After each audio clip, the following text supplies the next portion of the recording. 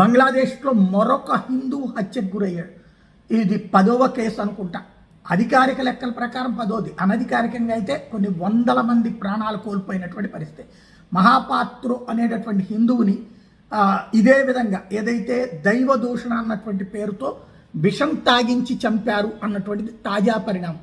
ఈ మధ్యన జరుగుతున్నదల్లా ఒకటే, నా దేవుడి గురించి నువ్వు కరెక్ట్ అని చెప్పు, నా దేవుడే అధిపతి అని చెప్పు, లేదంటే కనుక నువ్వు నా దేవుడికి వ్యతిరేకం అని భావిస్తాము అంటాం.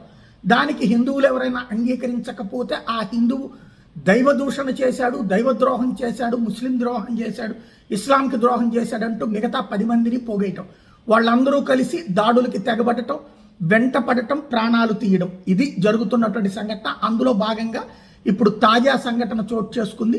ఈ పరిణామాలకైతే ముగింపు కనిపించటం లేదు. కంటిన్యూగా హిందువుల మీద దాడులు అన్నటువంటిది కొనసాగిస్తున్నటువంటి పరిస్థితి కనబడుతోంది.